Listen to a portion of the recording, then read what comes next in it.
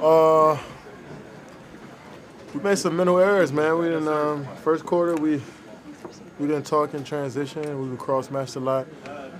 So when we missed a shot, communication was bad. So they were getting threes and layups and dunks. So we corrected that, and communication was on a different level coming into that third quarter, and it helps when you make shots as well. So we got stops, and we was able to hold them to 15 points for the quarter, which is perfect quarter defensively for us, and to score 47, that's just like the perfect storm. So we don't want to have to do that every night, but it was good. It was good that we came out and played with a different level of energy and intensity to start the second half. I know it's a collective, but did you take it upon yourself to attack more in the third quarter as well yourself? Yeah, I just try to be aggressive to make plays along with the rest of my teammates. I think we did a better job of just making a smart play on the offensive end. We were rushing a lot when we got down big, and that's the thing for us. We got to just stay poised, continue to execute, and I think we did a great job of that in the second half. Kevin, what was just the overall mood vibe at halftime, just given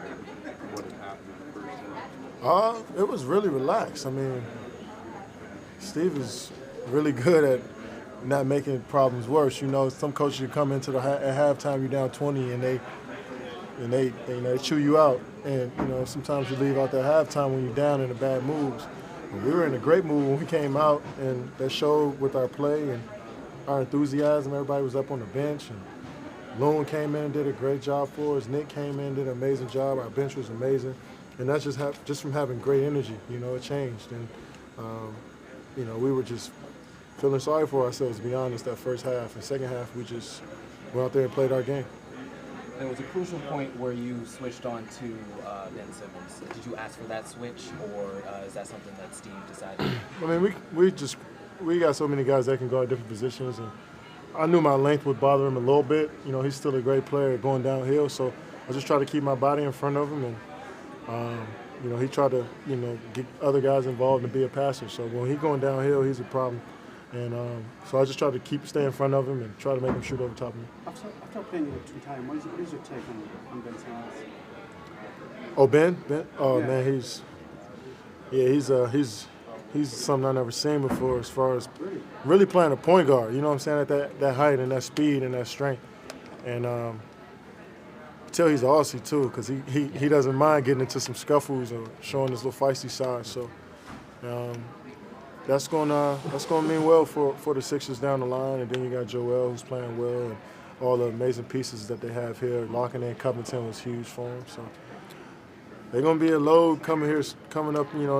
This year, next year after that, man, they're gonna be pretty good, man. So you're seeing the team now that you should start following and start paying attention to. Big picture, where The game, you gave your dad a huge. What was that moment like for you and the show you guys put on? Well, he surprised me. I didn't know he was coming to the game, and he just popped up, and I heard somebody screaming my name. So, see my dad support me, support me for a long, long time, and for him to just pop up at a game, it meant a lot to me. So, it's bigger than basketball, and to see the support and the love that your family shows you, it means a lot. How often does he surprise you like that? That was the first time actually that he's just popped up at a game, but I'm glad he came. I'm glad we got the W, and I'm sure we'll have a nice conversation in the back. Kevin, can you talk about how Draymond Green really keeps you guys in it when he's being vocal and really like talking to the other team and taking their best shot?